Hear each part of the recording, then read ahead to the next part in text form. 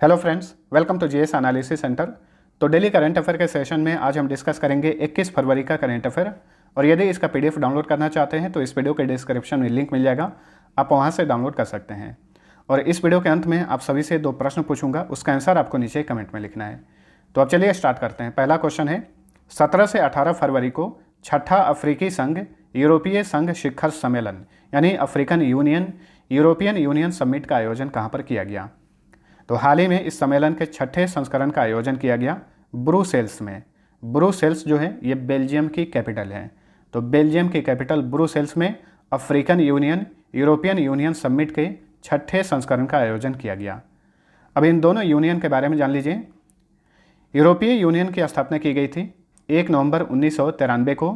इसमें सदस्य देश कितने हैं ये याद रखिएगा, इंपॉर्टेंट होता है। यूरोपियन यूनियन में सदस्य देशों की संख्या 27 है। यूरोपियन यूनियन कमीशन के अध्यक्ष हैं उर्सुला वोन डेर लेयन। यूरोपीय यूनियन पार्लियामेंट के अध्यक्ष हैं रोबर्टा मेट्सोला, जो कि हाल ही में बनी हैं, माल्टा की रहने वाली हैं और ये सबसे कम उम्र में यूरोपीय संघ संसद के अध्यक्ष बनी है, याद रखिए। यूरोपीय यूनियन काउंसिल के अध्यक्ष हैं चार्ल्स मिचेल। अफ्रीकन यूनियन की बात करें तो इसकी स्थापना की गई थी 9 जुलाई 2002 को। इसमें सदस्य देशों की संख्या 55 है। अफ्रीकन यूनियन के अध्यक्ष हैं मैकी सॉल और अफ्रीकन यूनियन पार्लियामेंट के अध्यक्ष हैं रोजर नकोडो डांग और अफ्रीकन यूनियन कमीशन के अध्यक्ष हैं मूसा फाकी। अगला क्वेश्चन है, एशिया की सबसे बड़ी रक्षा प्रदर्शनी डेफ एक्सपो 2022 का आयोजन कहां पर किया जाएगा? तो देखिए, भारत सहित ये एशिया की सबसे बड़ी रक्षा प्रदर्शनी है डेफ एक्सपो। इस बार का इसका आयोजन किया जाएगा गुजरात में। और गुजरात में कहां पर? अहमदाबाद और गांधीनगर में, यानी ऑप्शन डी राइट आंसर है, बी और सी। डेफ एक्सपो 2022 का आयोजन किया जाएगा 10 से 13 मार्च के बीच में। डेफ एक्सपो का ये 12वां संस्करण होगा। कौन सा संस्करण होगा? 12वां। और ये पहली बार है जब डेफ एक्सपो का आयोजन गुजरात में किया जाएगा। डेफ एक्सपो का आयोजन हर 2 साल पर किया जाता है। पिछली बार 2022 के लिए इसका आयोजन किया गया था उत्तर प्रदेश की कैपिटल लखनऊ में। चलिए अगला क्वेश्चन है, मेटावर्स में प्रवेश करने वाला दुनिया का पहला बैंक कौन बना है? तो देखिए, मेटावर्स में प्रवेश करने वाला दुनिया का पहला बैंक बन गया है JP Morgan. Option D right answer. ये एक अमेरिकी बैंक है। अब मेटावर्स क्या है उसके बारे में जान लीजिए। मेटावर्स जो है ये एक आभासी ब्रह्मांड है, यानी 3D वर्चुअल ब्रह्मांड है, जहां उपयोगकर्ता अपने लिए वर्चुअल अवतार और वर्चुअल स्पेस बना सकता है और इसके माध्यम से बैठक और खरीदारी भी कर सकता है वर्चुअली तरीके से। जेपी मॉर्गन बैंक की बात करें तो ये अमेरिका सहित मार्केट कैप के मामले में दुनिया का सबसे बड़ा बैंक है। इसकी स्थापना की गई थी 1 दिसंबर 2000 ईस्वी को। मुख्यालय न्यूयॉर्क सिटी में है। वर्तमान में जेपी मॉर्गन बैंक के चेयरमैन और CEO हैं जेमी डिमोन। चलिए अगला क्वेश्चन है, भारतीय अर्थव्यवस्था पर अनुसंधान और प्रशिक्षण केंद्रों में से एक आर्थिक विकास संस्थान यानी इंस्टीट्यूट ऑफ इकोनॉमिक ग्रोथ के नए डायरेक्टर कौन बने हैं? तो हाल ही में इंस्टीट्यूट ऑफ इकोनॉमिक ग्रोथ के नए डायरेक्टर बने हैं Chetan Ghate. Option A right answer.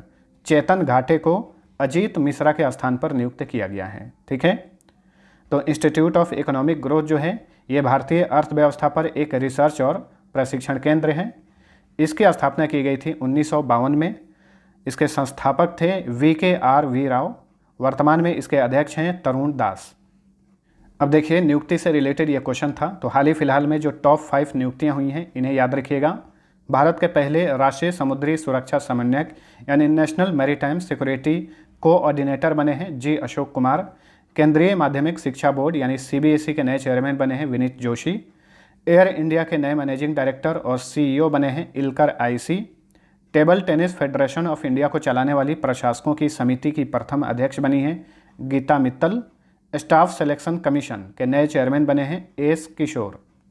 चलिए अगला क्वेश्चन है, इंडियन बैंक्स एसोसिएशन के 17वें वार्षिक बैंकिंग प्रौद्योगिकी पुरस्कार 2021 में बड़े बैंकों में best technology bank of the year का पुरस्कार किसे मिला है? तो देखिए, बड़े बैंकों में best technology bank of the year का पुरस्कार जीता है बैंक ऑफ बड़ौदा ने। Option D right answer.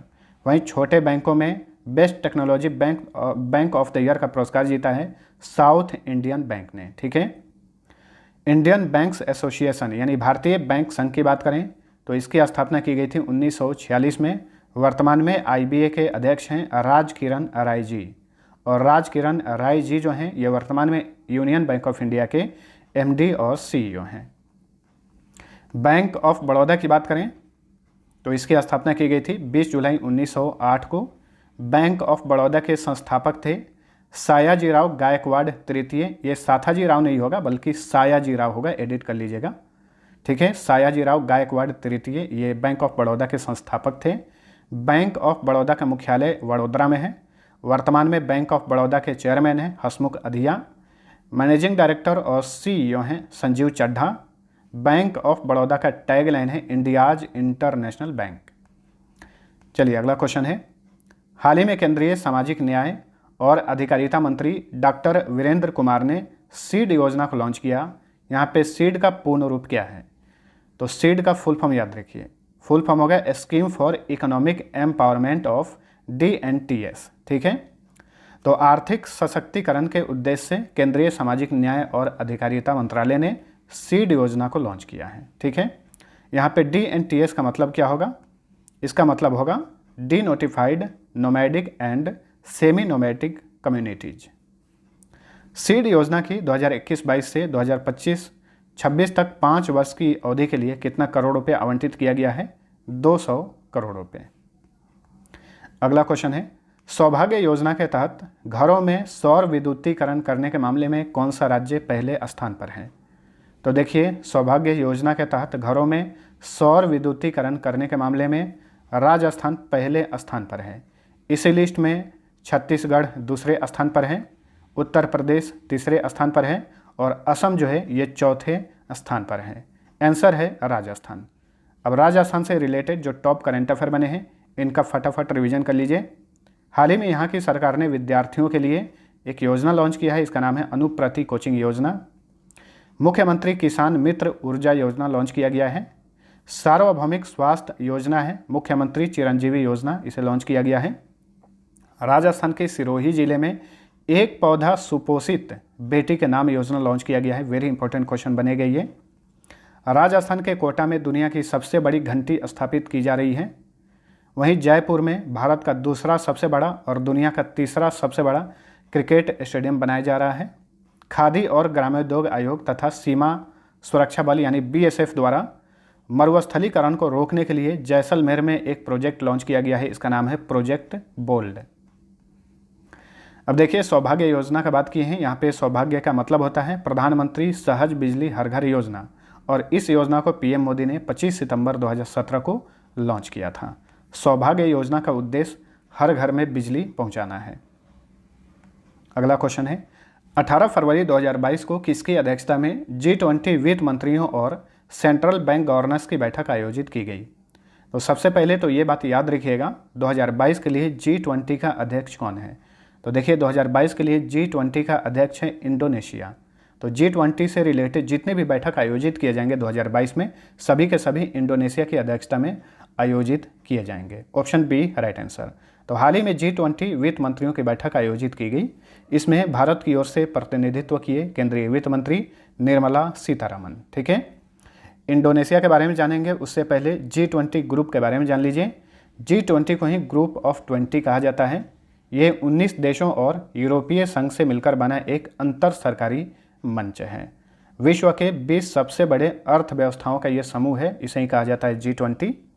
तो वैश्विक अर्थव्यवस्था से संबंधित प्रमुख मुद्दों जैसे अंतर्राष्ट्रीय वित्तीय स्थिरता, जलवायु परिवर्तन से निपटने और सतत विकास के लिए इसकी स्थापना की गई है। G20 की स्थापना की गई थी 26 सितंबर 1999 में। G20 के वर्तमान में अध्यक्ष हैं जोको विडोडो, जो कि इंडोनेशिया के राष्ट्रपति हैं। इंडोनेशिया की राजधानी है जाकार्ता। देखिए, इंडोनेशिया की सरकार ने हाल ही में जाकार्ता के स्थान पर एक नई राजधानी की घोषणा की है, इसे याद रखिएगा। इंडोनेशिया का जो नया राजधानी होगा ये होगा नुसंतारा, ठीक है। राष्ट्रपति जोको विडोडो हैं। उपराष्ट्रपति हैं मारूफ अमीन। यहाँ की करेंसी का नाम है रुपया, और रुपया जो करेंसी है बहुत सारे देशों में चलती है, भारत में तो चलता ही है।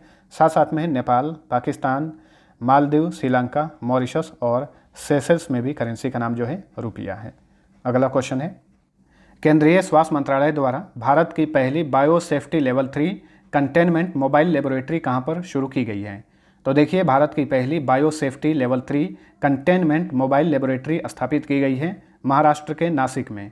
Option A right answer. देखिए, ये भारत में अपनी तरह का पहला लेबोरेटरी तो है ही, साथ साथ में ये दक्षिण एशिया का भी अपनी तरह का पहला लेबोरेटरी है। इसका उद्घाटन किसने किया? इसका उद्घाटन की केंद्रीय स्वास्थ्य मंत्रालय में राज्य मंत्री डॉक्टर भारती पवार। वैसे केंद्रीय स्वास्थ्य मंत्री हैं धर्मेंद्र प्रधान। इस प्रयोगशाला का काम क्या है? तो ये प्रयोगशाला भविष्य में उभरने वाले वायरल संक्रमणों की जांच के लिए स्थापित किया गया है, जो अत्यधिक संक्रामक और इंसानों के लिए घातक क्षमता वाले हैं। नासिक की बात करें तो 3 बातें याद रखिए। भारतीय मुद्रा और सरकारी स्टाम्प पेपर छापने वाली जो इंडिया सिक्योरिटी प्रेस है, ये नासिक में ही स्थित है। नासिक को भारत की शराब की राजधानी कहा जाता है। और नासिक किस नदी के किनारे स्थित है? गोदावरी नदी के किनारे हैं। चलिए अगला क्वेश्चन है, हाल ही में किसने पंचतंत्र पर पहला रंगीन स्मारिका सिक्का लॉन्च किया है? तो देखिए, पंचतंत्र पर भारत का पहला रंगीन स्मारिका सिक्का लॉन्च की है केंद्रीय वित्त मंत्री निर्मला सीतारमन। नेक्स्ट, 2023 में अंतर्राष्ट्रीय ओलंपिक समिति सत्र का आयोजन कहाँ पर किया जाएगा? तो देखिए, 2023 में अंतर्राष्ट्रीय ओलंपिक समिति सत्र का आयोजन किया जाएगा मुंबई में। Option D right answer. और भारत में लगभग 39 सालों के बाद पहली बार इस सत्र का आयोजन किया जाएगा। तो 2023 में 1983 के बाद पहली बार IOC सत्र का आयोजन किया जाएगा। पिछली बार IOC सत्र का आयोजन भारत में किया गया था 1983 में। ठीक है। मुंबई की बात करें तो मुंबई में हाल ही में भारत की पहली वाटर टैक्सी शुरू की गई है। मुंबई के बहुत सारे उपनाम हैं। 7 टापुओं का नगर, भारत का प्रवेश द्वार, भारत का हॉलीवुड, सूती वस्त्रों की राजधानी मुंबई को ही कहा जाता है। और मुंबई जो है ये भारत की वाणिज्यिक कैपिटल भी है। अंतर्राष्ट्रीय ओलंपिक समिति यानी इंटरनेशनल ओलंपिक कमेटी की बात करें तो इसकी स्थापना की गई थी 23 जून 1894 में। जो समर ओलंपिक खेल है या फिर विंटर ओलंपिक खेल है, इसी के द्वारा आयोजित किया जाता है। अभी देखिए, 2022 में विंटर ओलंपिक खेल का आयोजन चीन में किया जा रहा है, चीन के बीजिंग में। ठीक है। IOC के संस्थापक थे पियरे डी कॉबर्टिन और डेमेट्रियोस विकेलस। IOC का मुख्यालय स्विट्जरलैंड के लॉजेन में है, कभी कभार इसे ल्यूसाने भी कहा जाता है। IOC के वर्तमान में अध्यक्ष हैं थॉमस बाक। IOC के वर्तमान में डायरेक्टर जनरल हैं क्रिस्टोफ डी केपर। अगला क्वेश्चन है, हाल ही में रवीश तिवारी का 40 साल की उम्र में निधन हो गया। उनका संबंध किस क्षेत्र से था? तो देखिए, रवीश तिवारी भारत के मशहूर पत्रकार थे, तो इनका जो है संबंध पत्रकारिता से था। हाल ही में इनका निधन हो गया है। रवीश तिवारी वर्तमान समय में chief of national bureau of the Indian express थे। इस पद पे रहते हुए इनका निधन हो गया है। तो फ्रेंड्स, ये था हमारा आज का करेंट अफेयर। वीडियो पसंद आया है तो लाइक और शेयर जरूर करना। अब डेली की तरह फटाफट पिछले क्लास का क्विक रिवीजन कर लीजिए। पहला क्वेश्चन है, प्रत्येक वर्ष 20 फरवरी को कौन सा दिवस मनाया जाता है? World day of social justice यानी विश्व सामाजिक न्याय दिवस। 1970 एशियाई खेलों में ब्रॉन्ज मेडल जीतने वाली राष्ट्रीय फुटबॉल टीम का हिस्सा रहे किस पूर्व फुटबॉलर का हाल ही में निधन हो गया? Surjit Sen Gupta. First class cricket के डेब्यू मैच में ही 13 शतक यानी ट्रिपल सेंचुरी लगाने वाले भारत के पहले खिलाड़ी कौन बन गए हैं? शाकिबुल गनी, जो कि बिहार से बिलोंग करते हैं। पोलियो उन्मूलन के प्रयासों के लिए पाकिस्तान के राष्ट्रपति ने किसको हिलाल ए पाकिस्तान सम्मान से सम्मानित किया है? माइक्रोसॉफ्ट के सह संस्थापक बिल गेट्स को। ठीक है। हिलाल ए पाकिस्तान जो सम्मान है ये पाकिस्तान का दूसरा सर्वोच्च नागरिक सम्मान है। हाल ही में भारत और किस देश ने व्यापक आर्थिक भागीदारी समझौते पर हस्ताक्षर किए हैं? यूनाइटेड अरब अमीरात ने। ठीक है। तो ये एक प्रकार का फ्री ट्रेड एग्रीमेंट है। केंद्र सरकार ने राष्ट्रीय उच्चतर शिक्षा अभियान योजना को कब तक के लिए बढ़ा दिया है? 31 मार्च 2026 तक के लिए। हाल ही में केंद्र सरकार ने inter operable criminal justice system के दूसरे चरण के लिए कितना करोड़ रुपए आवंटित किया है? 3,375 करोड़ रुपए। मार्च 2022 में south Asian cross country championship और 56वीं नेशनल क्रॉस कंट्री चैंपियनशिप का आयोजन कहाँ पर किया जाएगा? नागालैंड के राजधानी कोहिमा में। भारतीय वाणिज्य उद्योग महासंघ ने यानी फिक्की ने पहली बार किस महिला को अपने मीडिया एंड एंटरटेनमेंट बोर्ड का सह अध्यक्ष नियुक्त किया है? ज्योति देशपांडे को। निम्न में से किसने हाल ही में दक्षिण पूर्व एशिया क्षेत्र के लिए तंबाकू छोड़ो ऐप यानी क्विट टोबैको ऐप लॉन्च किया है? विश्व स्वास्थ्य संगठन ने। अब लास्ट क्विज का आंसर जान लीजिए। पहला क्वेश्चन था, इग्नाइटेड माइंड्स नामक पुस्तक के लेखक कौन हैं? APJ अब्दुल कलाम, जो कि भारत के दिवंगत पूर्व राष्ट्रपति थे। इन्होंने इस पुस्तक की रचना की है। ठीक है, एक और पुस्तक है इनकी, काफ़ी मशहूर पुस्तक है, विंग्स ऑफ फायर, याद रखिएगा। प्रत्येक वर्ष विश्व कैंसर दिवस कब मनाया जाता है? इसका राइट आंसर था ऑप्शन सी, 4 फरवरी को। दोनों क्वेश्चन का आंसर मैक्सिमम लोगों ने सही दिया था। अब चलिए आज का पहला क्वेश्चन है, पार्वती अर्गा पक्षी विहार कहाँ पर स्थित है? दूसरा क्वेश्चन है, सतकोसिया बाघ अभयारण्य किस राज्य में स्थित है? दोनों क्वेश्चन का आंसर नीचे कमेंट करके बताइए। मिलते हैं अगले वीडियो में, तब तक के लिए टेक केयर।